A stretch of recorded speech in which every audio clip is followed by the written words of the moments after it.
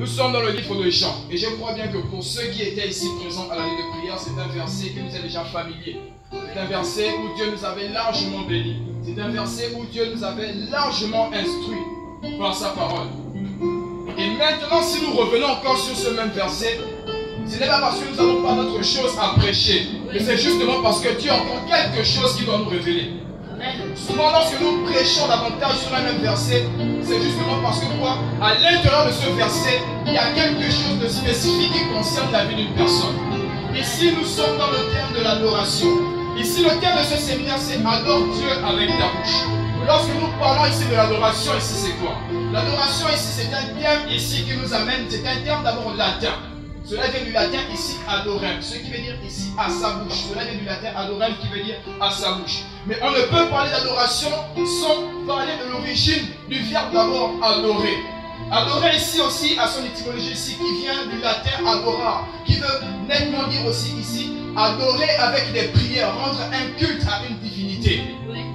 Et lorsque nous rentrons maintenant dans l'adoration, qu'est-ce que c'est l'adoration? L'adoration, c'est donner ce que l'on a à l'intérieur de nous-mêmes, au plus profond de nous, à un être qu'on estime, à un être à qui on donne de l'amour. Raison pour laquelle on peut aimer un homme, mais on ne peut l'adorer, car l'adoration vient à Dieu. L'adoration revient toujours à Dieu. Amen. Il y a des personnes qui se retrouvent avec des amis, qui se retrouvent avec plusieurs personnes dans la société. Oh, je t'aime, je t'adore. C'est une erreur que plusieurs personnes font. Là, on n'adore pas un homme, mais on adore Dieu. Elle dit que Dieu est un Dieu jaloux. Il y a des paroles qui sortent souvent de notre bouche, mais nous n'estimons pas la valeur de ces paroles. À quel point elles pèsent. Lorsqu'on parle de l'adoration, la Bible dit ici, lorsqu'il commence à parler avec la femme samaritaine, car tu as eu 5 maris, et celui que tu as maintenant n'est pas ton mari. À cela tu as livré. Et là, Dieu fait mention, et il commence à parler avec la femme. La femme lui dit, nos pères ont adoré sur cette montagne. Et vous vous dites que le lieu où il faut adorer est à Jérusalem. Et Dieu, Jésus-Christ, répond en disant que l'heure vient, et elle est déjà venue, où les vrais adorateurs adoreront le Père en esprit et en vérité. Mais avant cela, il dit encore, vous adorez ce que vous ne connaissez pas. Mais nous adorons ce que nous connaissons, car le salut vient des Juifs. Ici, ce que Jésus cherche à nous faire comprendre, ce que la parole de Dieu cherche à nous faire comprendre ici, c'est-à-dire qu'avant d'adorer Dieu, il faut d'abord apprendre à le connaître.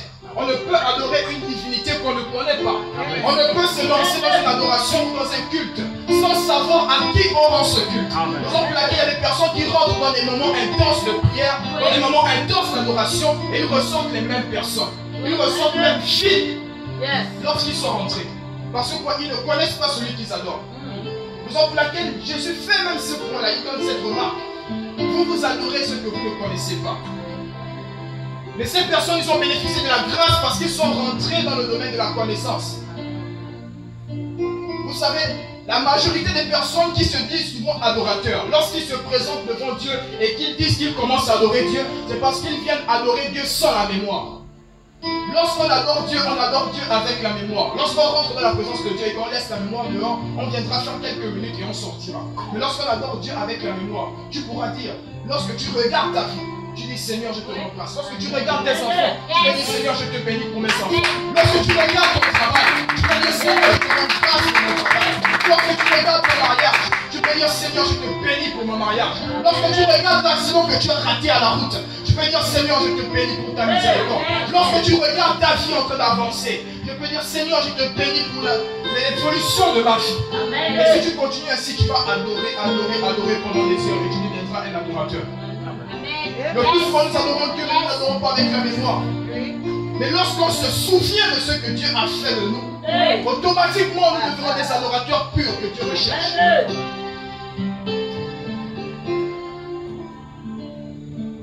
Ici, ce que Dieu cherche à nous faire comprendre ici, il recherche des véritables adorateurs. Nous sommes dans ce temps où Dieu recherche maintenant des véritables adorateurs.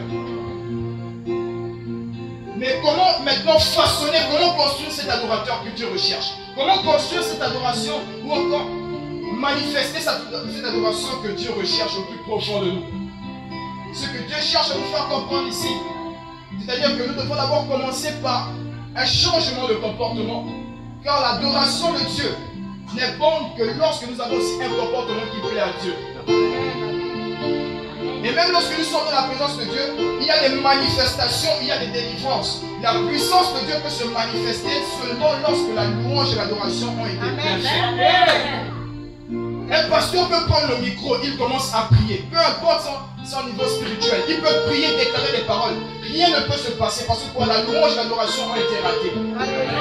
Parce que la Bible dit Dieu siège au milieu de la louange et l'adoration de son peuple. Ce ne sont pas les anges, mais c'est Dieu qui siège. Il y a une différence entre les anges, il y a une différence entre ceux qui accompagnent le maître et le maître. Donc lorsqu'on donne la louange et l'adoration, c'est Dieu qui descend. Mais comment s'il entrait, si l'hymne national de Dieu a été raté, comment peut entrer le président?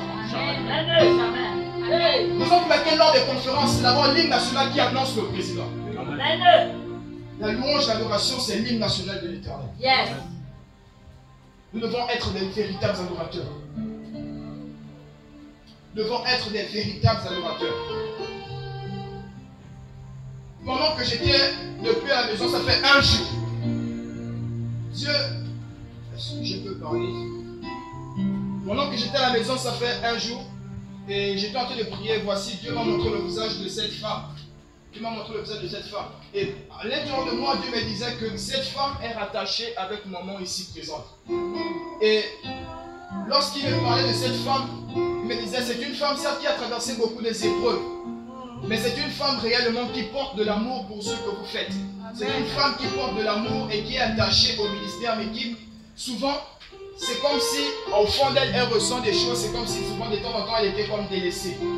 Mais lorsque Dieu m'a montré cette femme, automatiquement, lorsque j'ai vu son visage, j'ai vu aussi votre visage. Cette femme vous appartient. Dieu vous l'a mis à côté de vous, c'est pour que vous puissiez l'épauler, c'est pour que vous puissiez l'amener à avancer. Et lorsque je vous vois même assis sur cette nouvelle chaise, Dieu peut me dire aussi qu'il commence quelque chose de nouveau dans votre vie. Amen. La manière dont tu reçois cette parole, c'est la manière dont cela va arriver dans ta vie. Amen.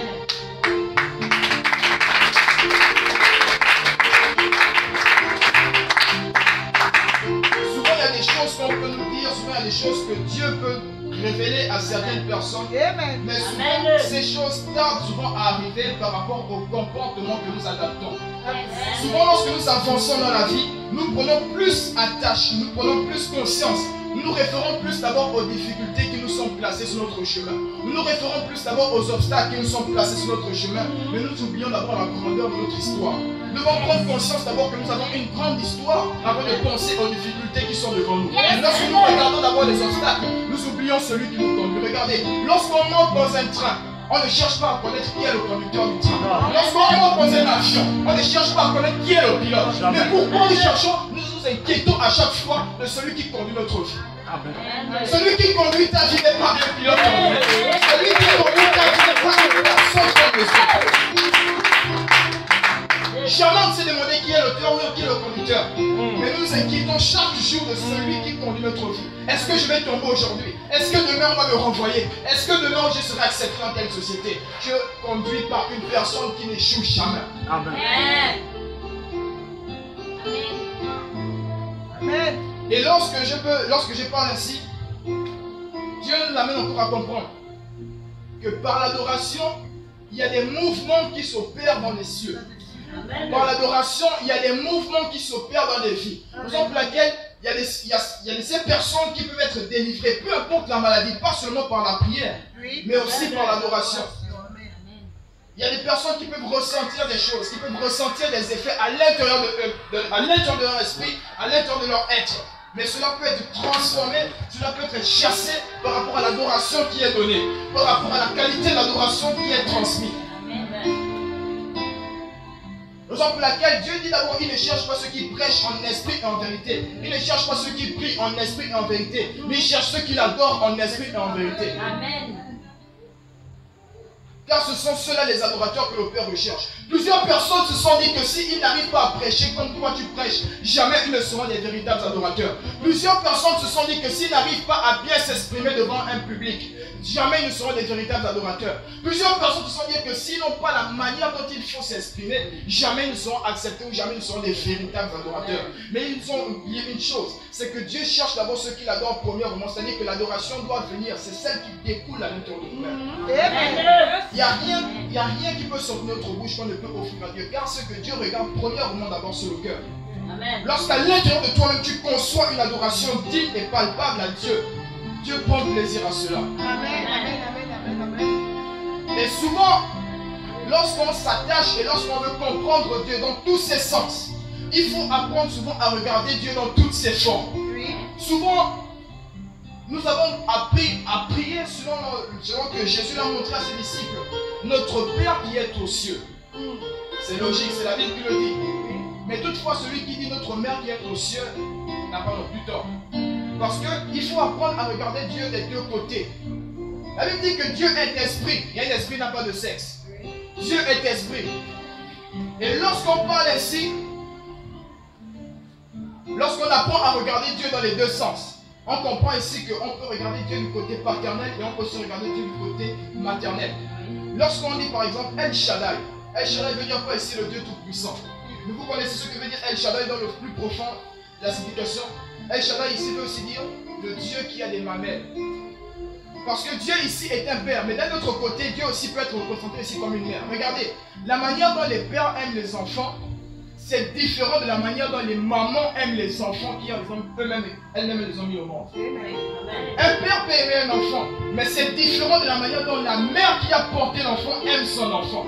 Raison pour laquelle vous allez vous rendre compte que souvent lorsque vous implorez la miséricorde de Dieu, vous touchez le côté féminin de Dieu. Souvent il y a des choses que Dieu ne nous accorde pas parce que quoi? Il pense aussi non seulement comme un père, mais d'un côté il pense aussi comme une mère pour savoir que ce que tu fais n'est pas bon et va gâcher ta vie. Raison pour laquelle il y a certaines grâces qui ne sont pas encore accordées de nos jours parce que spirituellement nous ne sommes pas encore prêts à les atteindre. Et lorsqu'on apprend à regarder Dieu dans ces deux sens, on apprend à adorer Dieu dans la vérité. Dieu porte ces deux personnalités à l'intérieur de nous-mêmes. Il est pour nous un père, il est pour nous une mère, il est pour nous tout ce que nous pouvons imaginer. Si nous voulons souvent Dieu comme étant un père, mais où est ta mère? Dieu est tout pour nous. Amen. Et regardez aussi dans le livre de Actes des Apôtres. J'aimerais qu'on lise dans le livre de Actes des Apôtres, chapitre 16, à partir du verset 21. Actes des Apôtres, chapitre 16, à partir du verset 21.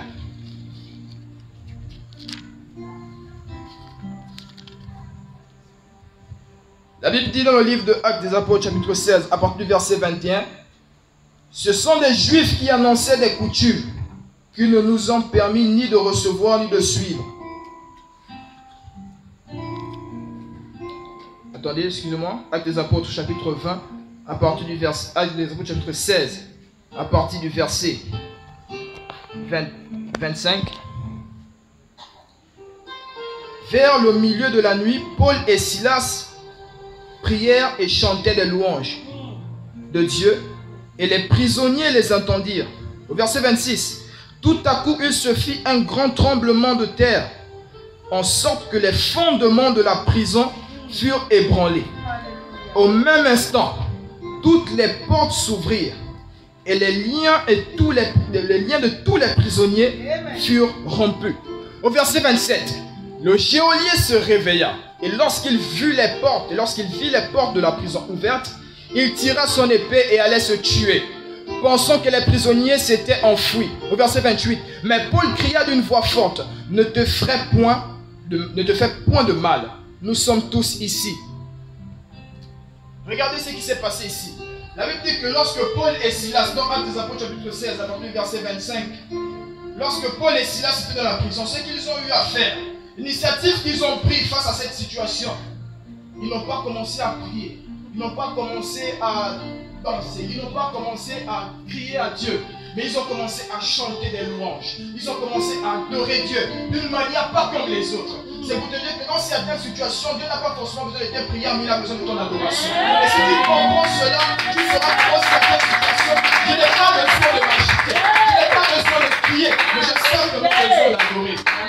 Il y a des situations qui peuvent être terribles dans ta vie. Lorsque tu commences à prier, Dieu peut regarder à gauche et dans ton cœur, tu peux écouter comme il te dit, adore-moi seulement. J'ai seulement besoin de ton adoration. Lorsqu'il sent cette adoration qui touche son cœur, lorsqu'il sent cette adoration qui monte au plus profond de lui, facilement il peut regarder ta situation et il peut la changer en un claquement de doigts. Regardez ce qui s'est passé avec la vie de Paul et Silas. Lorsqu'ils ont commencé à adorer Dieu, lorsqu'ils ont commencé à adorer au plus profond de leur être, la Bible dit que les fondements de la prison, il y a eu un tremblement de terre, pas possible. Il n'y a jamais eu un tremblement de terre qui s'est passé comme ça. Lorsque cela s'était passé, les fondements de la prison, tellement cela était solide. Mais l'adoration a pu bousculer les fondements qui ont été établis par les hommes. Je déclare sur ta vie que les fondements que les hommes ont placés sur ta vie, ton adoration est grande de ce qu'on a passé. Lorsqu'ils se sont mis à adorer, la Bible dit que les fondements de la prison se sont ébranlés devant eux. Et lorsque le geôlier se réveilla, vous savez, des fois dans votre vie, il peut arriver que les personnes qui vous combattent dorment. Je reprends. Des fois dans votre vie, il peut arriver que les personnes qui vous combattent, ils ont sommeil et ils dorment. La Bible dit ici que le geôlier est celui qui garde. Le geôlier est celui qui garde les prisonniers. Autrement dit ici, le geôlier peut être signifié ici comme celui qui garde ta vie pour t'empêcher d'avancer. Le geôlier ici peut être signifié celui qui garde ta vie pour t'empêcher d'évoluer, pour t'empêcher d'accéder dans ta destinée. Et ici, la Bible mentionne ici que lorsque eux ils étaient en train d'adorer, lorsqu'ils présentaient leur louange à Dieu, le geôlier se réveilla. Il va arriver dans ta vie que lorsque les sorciers qui combattent ta vie, lorsqu'ils vont regarder ta vie, ce sera déjà trop tard. Pendant qu'ils vont se réveiller, ils verront que tu t'es déjà marié. Pendant qu'ils vont se réveiller, ils verront que tu as déjà commencé à avancer. Pendant qu'ils vont se réveiller, ils verront que ta vie est déjà développée. Pendant qu'ils vont se réveiller, ils verront que tu as déjà une voiture. Pendant qu'ils vont se réveiller, ils verront qu'on t'appelle Tite, on t'appelle Madame Tête. La Bible dit que le Dieu qui veille sur Israël, il ne sommeille ni ne dort. Mais les gens qui combattent ta vie, de jour comme de nuit, ils ont sommeil. Et des fois, c'est pendant ce sommeil que Dieu travaille. Amen. Pas pour dire qu'il les effraie, mais pour montrer qu'eux, ils n'ont pas les mêmes capacités que Dieu. Yes, yes. Et lorsque cela s'est passé, le geôlier était confondu. Il va arriver des moments dans votre vie, les gens vont se poser des questions. Mais à quel moment je n'ai pas regardé sa vie? À quel moment je n'ai pas suivi ses actions? À quel moment je n'ai pas établi les règles? À quel moment je n'ai pas spécifié que cette personne devait avoir avancé? Mais il ne savait pas qu'au moment que toi tu tentes de planifier des choses, Dieu derrière, il commençait à faire des calculs. Dieu derrière, il commençait à regarder ta vie. Il prenait une position pas comme les autres. Pour dire que lorsque celui qui a commencé un peu à surveiller, à fermer l'œil, c'est à ce moment que moi je vais passer à l'action. Ceux qui combattent ta vie, n'aient pas peur. Il leur arrive parfois des moments où ils ont sommeil. Raison pour laquelle dans le monde spirituel, il y a des heures qui sont établies là où ils doivent travailler. Il y a des heures qui sont établies là où ils doivent rentrer à la maison. C'est pour dire qu'ils travaillent pendant quelques heures et ils se reposent aussi pendant quelques heures. Mais Dieu, lorsqu'il travaille, il n'a pas d'arrêt. Et souvent nous nous posons ces questions. Seigneur, il y a des choses qui n'avancent pas. C'est toi qui t'es arrêté. Amen. Dieu ne s'arrête jamais. Lorsqu'il prend ta vie, c'est jusqu'au bout. Mais souvent lorsque nous voulons commencer avec Dieu, Seigneur, prends une pause. Je vais d'abord prendre quelque chose et je reviens. J'espère que je vais te trouver là. C'est comme ça que nous parlons d'habitude. Mais des fois, Dieu n'a pas notre temps. Parce qu'il y a plusieurs personnes qui crient à Dieu avec un cœur pur. Mais lorsque Dieu nous appelle souvent à nous engager, lorsque Dieu nous appelle souvent à l'offrir, ce qui est nécessaire et ce qu'il doit recevoir, nous sommes ailleurs. Amen. Paul et Silas étaient au moment où il fallait être. Ils étaient au lieu où il fallait être. Et ils ont fait ce qu'il fallait faire. Ce n'est pas pour dire qu'ils ne connaissaient pas prier. Mais ils ont adoré Dieu. Parce que l'envie était de monter. Ils ont adoré Dieu. Pour dire ici que dans certaines situations de ta vie, si tu vois que les mots n'arrivent pas à sortir, commence à adorer Dieu. Si tu vois qu'aujourd'hui, non, tu as commencé à prier et tu te rends compte que non, aujourd'hui je suis bloqué, je cherche à réfléchir. Vous savez, dans la prière, ce n'est pas la réflexion. Lorsqu'on cherche à réfléchir sur ce qu'on doit demander, c'est-à-dire qu'en réalité, on n'a pas envie de demander quelque chose. C'est parce qu'on veut venir juste parler pour nous. Dieu n'est pas notre ami. Il faudrait que lorsque tu t'agenouilles devant Dieu, tu sais ce que tu veux obtenir. Lorsque nous nous présentons devant un président ou encore devant une haute personnalité, ce n'est pas sur place qu'on commence à réfléchir sur ce que l'on veut. Il y a des personnes, autrement dit, qui ont eu à réfléchir sur des grands projets dans leur vie. Et lorsqu'ils se sont présentés devant les personnes qu'ils voulaient rencontrer, avec leur famille, ils ont fait des projets. Lorsque je vais voir le président, je vais demander un terrain. Lorsque je vais voir le président, je vais demander des fonds pour mon commerce, pour démarrer mes activités. Et il est arrivé que devant ces personnes-là, maintenant, monsieur, qu'est-ce que vous voulez? Ou madame, qu'est-ce que vous voulez? Qu'est-ce que vous désirez avoir pour que nous puissions vous aider? Donc, je vais juste un sac de riz. C'est comme ça que plusieurs ont bougé. Moi, je ne veux pas beaucoup, je veux juste la télé. Les raisons pour lesquelles nos bénédictions sont cachées comme ça. Et Dieu, parfois, il regarde ces personnes parce que souvent, nous sommes têtus. Faites très attention aussi aux personnes seulement qui vous fréquentent dans les bons moments. Il y a des personnes qui sont amies avec vous seulement lorsque vous passez par des bonnes situations. Vous savez, le poisson vit dans l'eau, mais il ne change jamais de milieu en cas de tempête. Il reste toujours dans l'eau. Peu importe les circonstances qui peuvent se passer, il reste toujours dans l'eau. Et tu dois connaître ton entourage. Car souvent ton adoration va être perturbée par les personnes qui t'entourent. Souvent ton adoration peut être perturbée par les personnes qui te conseillent, par les personnes qui regardent ta vie. Il y a des choses que Dieu ne peut pas déployer dans notre vie parce que souvent nous sommes accompagnés par des personnes qui nous retiennent à la corde. Oh Seigneur, même lorsque nous sommes dans la présence de Dieu, on a du mal à se donner parce qu'on se dit que non, si le frère ou la soeur me regarde, elle va savoir que non, j'adore bien. Non, il faut que je parte un peu doucement pour qu'elle sache que non, je suis au même niveau qu'elle. Non, on ne cherche pas à être au même niveau que les autres dans la présence de Dieu. Lorsqu'on se présente devant Dieu, on cherche à se surpasser soi-même. Tu viens pour présenter ta situation, pas pour présenter d'abord celle de ton frère. La Bible, ici, c'est une Bible universelle. C'est-à-dire que lorsqu'elle a été écrite, elle a été écrite pour tout le monde. Mais lorsque tu la tiens, elle te concerne d'abord toi-même personnellement. Lorsque tu te présentes dans la présence de Dieu, tu dois connaître d'abord que tu es ici pour toi-même. Le nom de Jésus ici signifie le salut de Dieu. Le salut est universel. Et lorsqu'on parle de Jésus, dans ces 5 lettres, on peut comprendre ici que J veut venir je, S qui veut dire suis, U qui veut dire universel et S qui veut dire salut. Donc Jésus est l'universel salut, est le salut universel. Il est ici pour tous. Et souvent ces personnes qui ont du mal à se dégager, qui ont du mal à faire ressortir l'énergie qui est en eux à cause du monde, sont des personnes souvent qui ratent des bénédictions qui leur étaient destinées bien avant. Et je connais aussi un ami qui avait aussi à peu près ce même problème. C'est juste une parenthèse que je vais fermer très rapidement. Et lorsque il était assis avec un frère, cela s'était passé une fois au quartier. C'était une personne qui était souvent très gênée lorsqu'il voyait le monde. Souvent lorsqu'il se retrouvait encore en face des femmes. Donc il était avec un ami et ils avaient très faim. Donc ils ont trouvé quelque chose, ils ont acheté de quoi manger. Ils se sont positionnés là devant la maison. Ils ont commencé à manger. Et lorsque ces personnes, il y avait des femmes qui passaient là. Donc des personnes que lui connaissait bien, mais que son ami ne connaissait pas. Donc lorsque ces personnes-là passaient, tu les as aperçus de loin. Ils bloquent la nourriture. Mais l'autre commence à manger. Il tape à l'autre que attends d'abord. Elles vont d'abord passer. Mais lui ne les connaissait pas. Pourquoi il va attendre? Donc il commence à manger. Donc au fur et à mesure que les femmes s'approchaient, elles ont vu que c'était celui-là qu'on connaît. Bon, elles ont commencé à faire des échanges. Et lorsqu'elles ont commencé à faire des échanges, l'autre il commence à manger. Et lui ne peut pas dire à haute fois que arrête de manger, sinon elles vont savoir que lui mange dehors comme ça. Tu vas les manger là. Non. Il commence à taper sur le sol pour faire les signes. Amen. Donc elles sont de parler. Lui il fait des gestes pour dire que mais de peur vous ne partez pas. Donc lui l'autre il fait que manger. Il fait comme s'il veut s'étirer, mais il tape l'autre comme ça. L'autre. Parce qu'il a fait finir la nourriture. Donc ces personnes continuent de parler.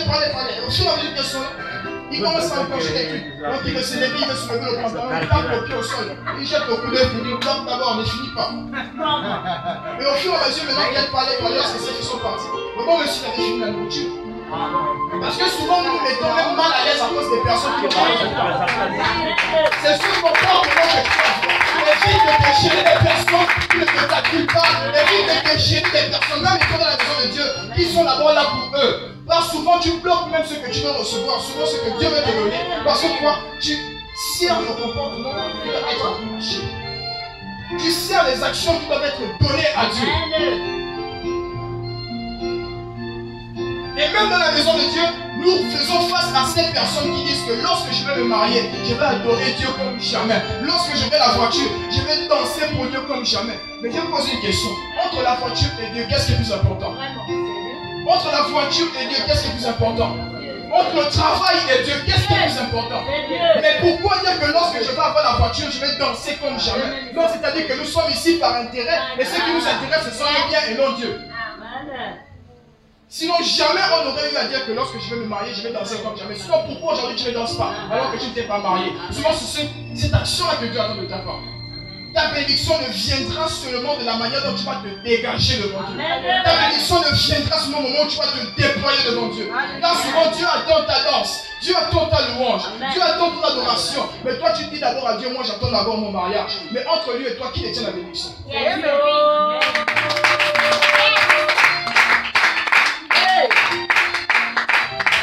veut créer cet adorateur à l'intérieur de ta vie. Dieu veut créer cette personne qui l'adore en esprit et en vérité. Il a dit, l'heure vient et est déjà venue. Donc, c'est-à-dire que nous sommes dans ce temps. Nous sommes dans ce moment que Dieu est en train de parler. Ce n'était pas avant, ce n'était pas après. Mais l'heure vient et est déjà venue. Où les vrais adorateurs adoreront le Père en esprit et en vérité. Et ce sont ceux-là que le Père recherche. Il ne cherche pas d'abord des gens qui prient bien. Il ne cherche pas des personnes qui prêchent bien. Il cherche des personnes qui l'adorent en esprit et en vérité. Vous savez, le plus souvent, je vais terminer par là, le plus souvent, un arbre qui produit des fruits ne mange pas ses propres fruits. Non. Ce sont des personnes qui passent par là qui peuvent manger de ce fruit. Vous savez, lorsque nous sommes sur la terre, nous devons apprendre à être des vases que Dieu remplit pour que nous puissions déverser dans notre verre. Lorsque à l'intérieur de toi-même, tu ne trouves pas ton utilité, trouve ton utilité dans la vie des autres. Parce que lorsque tu trouves ton utilité dans la vie des autres, lorsque ta vie commence à bénir la vie des autres, c'est là où Dieu trouve l'intérêt de te bénir.